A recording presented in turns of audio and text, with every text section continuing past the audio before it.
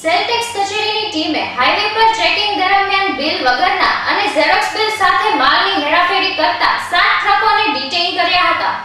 સેલટેક્સ કચેરીના વેચાણ વેરા વિભાગની ટીમ ભાવનગર અમદાવાદ હાઈવે પર 2 નંબરના થતા વહીવટને ઝડપી લેવા ચેકિંગ સ્કોડ માઢિયા નજીક વોચમાં ગોઠવાઈ હતી. તે દરમિયાન પસાર થતા 7 ટ્રકોને રોક્યા હતા, જેમાં સળિયા, ભંગાર અને પાઇપ સહિતના સામાનની હેરાફેરી કરવામાં આવી રહી હતી. તેના બિલ અંગે પૂછપરછ કરતા ઝેરોક્સ બિલ દ્વારા અધિકારીને ઉઠા ભણાવતા અધિકારીઓએ તમામ ટ્રકને ડિટેઇન કરી કાર્યવાહી હાથ ધરી હતી.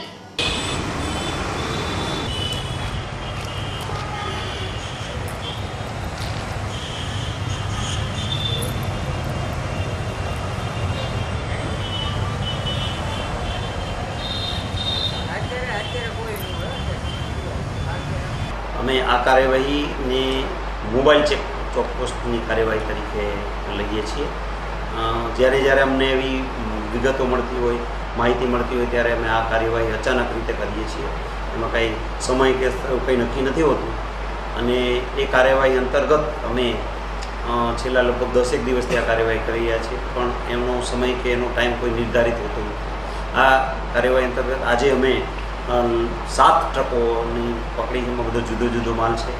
એમાં લોખંડનો સ્ક્રેપ છે, પ્લાસ્ટિકનો સ્ક્રેપ છે અને પૂઠા, એ બધી વિગતોની સાથે અમારી પાસે જે ગાડીઓ આવી છે એવી અમે પકડેલ છે. આ ગાડીઓની અંદર ખાસ જોવા જઈએ તો કોઈ ગાડીઓમાં વાહન સાથે બિલ નથી હોતું, ડિલિવરી ચલણ પણ ના હોય, ક્યાંથી માલ આવે છે એવી વિગતો ના હોય, કોઈ બિલમાં રકમો ના દર્શાવેલી હોય. આ બધી છત્તીઓને ધ્યાને લઈ અને અમે જે ચેકિંગ કરતા હોઈએ અને અમે આ વાહન પકડી અને એનો જો વેપારી સ્પષ્ટતા ન કરે અથવા કોઈ વિગતો પૂરી ન પાડે તો એમનો વેરો અને 150% અથવા યથાશક્તિ જે કાયદા અનુસાર જે કાર્યવાહી કરવાની હોય અને જે વેરો વસૂલ કરવાનો થતો હોય દંડ એ અમે વસૂલ કરીએ છીએ.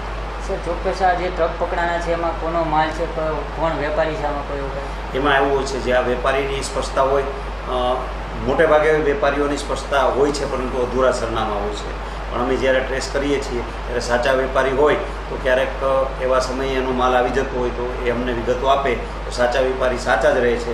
બાકી જનરલી ઘણીવાર ટૂંકા નામ લખેલા હોય છે, કોઈ વેપારીનો માલ ઓન રોડ સ્પષ્ટ થતું ન હોય ત્યારે અમે આ કાર્યવાહી કરીએ છીએ.